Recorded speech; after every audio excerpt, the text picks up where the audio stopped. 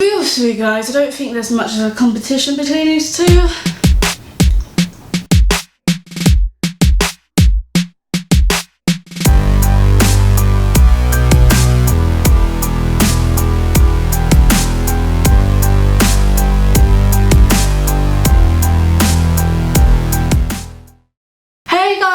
Welcome to another video of the channel Goldilocks Original. I am Rose. You should know this by now, but you know. Today, in my Shadowhunters hiatus videos, we are discussing both the Mortal Instruments series books versus the movies. Because there was only one film adaptation of the Mortal Instruments, and that was the City of Bones book into movie. So we'll probably only be focusing on the first book, but you know, I thought I'd just do this little segment. I probably think this is going to be very short because, as I said in the beginning, there isn't much of a competition between these two. Let's get to the good parts of the film. Okay, I'm going to mainly be focusing on the film and its similarities with the books first. So, and this is going to be very difficult because I don't know if you guys know, I don't think I've actually mentioned it, but you know, I probably, if I have, then I'm repeating myself.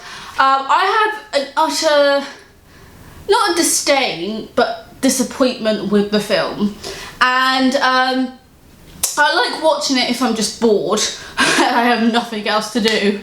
But for me, the film is an utter garbage, pretty much an utter garbage of the book, pretty much. Even though the Shadowhunters TV series doesn't keep with the timelines and the main storylines, or adds in storylines, I think the series is more true to the book than the film is. So the pros of the film were pretty much the casting. I thought the casting was very well done. I loved Lily Collins as Clary Frey, but I didn't feel... yeah, we'll get to the cons in a minute. And I loved... what was the main guy's name? I've forgotten who played Jace in the film. I'm probably going to get slaughtered in a minute. But I loved him as Jace as well, because he's pretty much the embodiment of what I pictured Jace like. Next to Dominic Sherwood. Like, put them together, like make a child at both their DNA, and that will be Jace, okay? And I think I loved the locations of the film as well. That was pretty much very true to the books and everything. It's pretty much how I envisioned the book scene locations. Well, not it wasn't my perfect imagination, but it was pretty much very true to the books in my perspective. Another thing of the pros of the film was the dialogue, which I do think is kind of a con at the same time. I'll discuss that in a minute. But I love that they kept some of the dialogue from the books in the film. And I just, when I saw some of them, I did a little bit laugh remembering when I first read it, but that was probably it, really. Another pro to the film was the special effects and graphics, because I don't think they're not very well done yet. Like, they're improving in the series, but they're not very well done yet as it was in the film. So that's pretty much the pros, that as much pros as I can give the film. Let's go through the long list of cons. I mentioned the dialogue in the pros category, but I do really think this is a con, if you get what I mean, because in the book it felt very normal, not normal, it felt like ordinary and like it had a flow to it. But in the dialogue with in the film, it felt very forced. It felt like it had really no meaning to it, apart from when it came to the gatekeeper stuff. So when some of the characters, I don't think this is necessarily the actor's fault, but when the characters went on to say the lines that were from the books, I felt like, it was better in the books, it had more of a flow. I think that was one of the things that made me, in the books I loved it, but in the film I was cringing a lot. I was like, oof. think another element to it was a bit of the acting. I think this was not just solely on the acting of the cast. I think it was a mixture of the dialogue and just the film generally, because I don't think there was good chemistry between certain characters, and I do feel like some of the relationships were forced.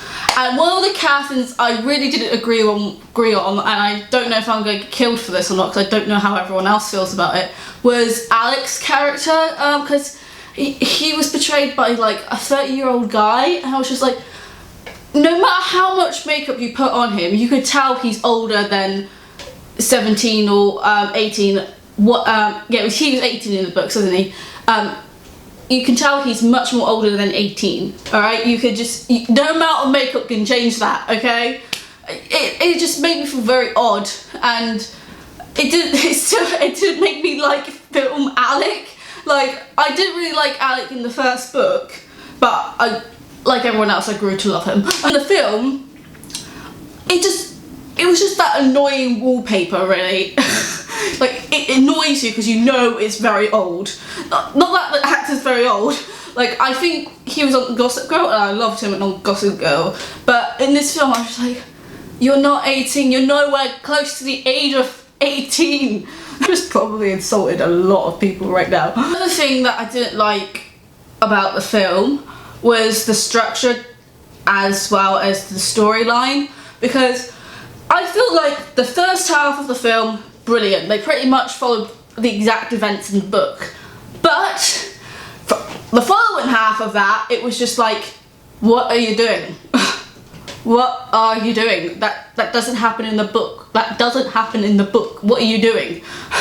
Like, I can understand why they added Alec and Isabel to Saving Simon scenes when he was captured by the vampires, because that sort of made sense because we want to get to know the characters better.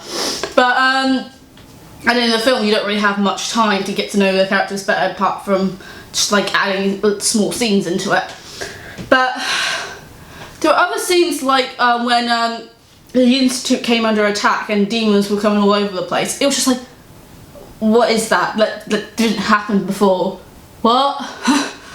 So I think that was another like con to it, because I was just like, even though it's understandable they add new things to it like they did in the TV series, it was just so out of the blue and it made no logical sense in my mind, because I was like, what? So yeah, and going back to casting a little bit, I didn't understand the age of Hodge, because he's like an old man in the film, but in the TV series he's like a younger guy. So when I read back on the books, I was like, okay, how old is Hodge? Because I'm just getting mixed signals from both the film and the TV series. Like, I would say he was older than a little bit older than Valentine, but I wouldn't say he was like decades older than him. No offense to the actor. I'm offending a lot of actors in this. Pretty much, as I said in the beginning, there is no competition here. The Mortal Instruments wins in a landslide, really, of these two versing together. I do like, one of the things that I did like about the film that isn't really represented in the TV series. The TV series is sort of doing it now, but on their second season, but they didn't really do it in the first season, and that was pretty much of like representing how beautiful the world is. And like they had like so much beautiful shots, like when Clary in the film was remembering her memories, her blocked memories basically, like when she was transferred into a room at the City of Bones place, Silent City, there we go. So there is no competition here. I do like to watch the film like once or twice a year, not only just to remind myself how crap it is, but to just for a little bit of entertainment purposes, or just to watch something in the background, really. So yeah, that is my pretty much, I think this has been like 10 minutes and I've already gone through like pretty much what the whole film was about. So let me guys know what you thought, what your thoughts and comments are down below. Did you like the film, or were there any other points bad points or good points that I missed out in this commentary that you want to tell me, just let me know. I'll see you guys next time. Bye.